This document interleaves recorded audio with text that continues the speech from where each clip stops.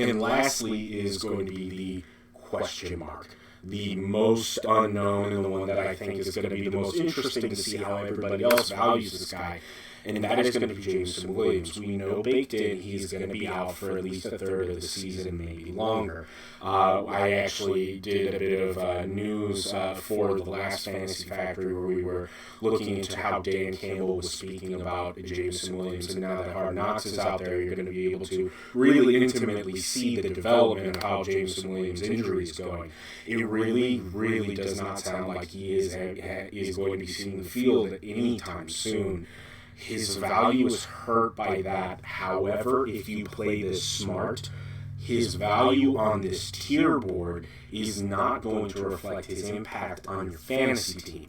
I am going to slot Jameson Williams at the top here, ahead of Hawkinson, because number one, I think his value is going to be higher because while Hawkinson is going to get more of the money or higher up in the snake draft, Jameson Williams is going to be somebody that's a value pick. There are going to be a lot of people who are going to be very cautious. And it depends on obviously how your league goes. You know your league owners better than I do. A lot of times league owners, especially because this is primarily a Detroit-based fandom that we have here at DSN, obviously, a lot of these guys are going to be overvalued. There's going to be reaches on these guys. Specifically, I think Hawkinson is going to be one that is going to get reached way too far. Swift, I actually think, may wind up going a little lower than that. Amon-Ra St. Brown's going to be right in this range. I think Jameson Williams is going to be somebody everybody's going to be scared about.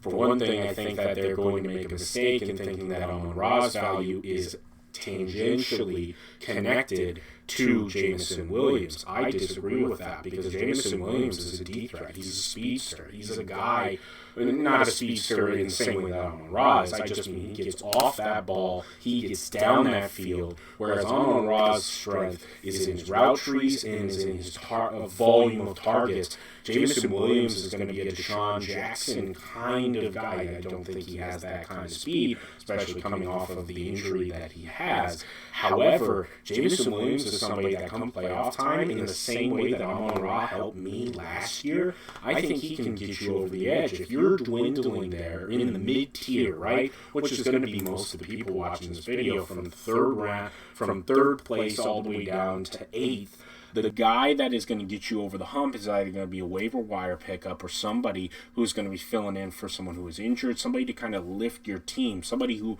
you got in these mid-tier rounds or got off the waiver wire that is kind of a surprise. Like, oh, wow, okay.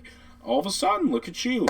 And so, therefore, Jameson Williams, to me, is that guy because the minute that he's going to be healthy, you throw him out there, you keep him out there.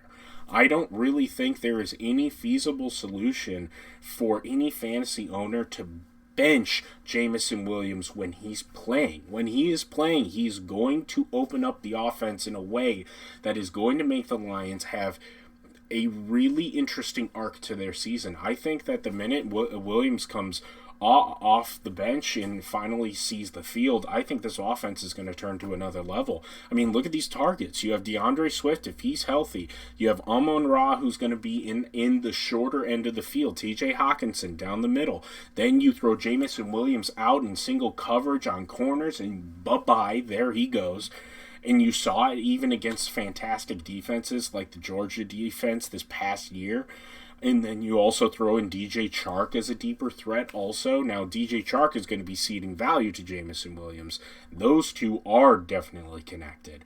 However, I think that these four are kind of like the four horsemen of the Detroit Lions fantasy apocalypse, where you can't go wrong having any of these guys. It's all about making sure that you are not wasting the rest of your roster to be a homer.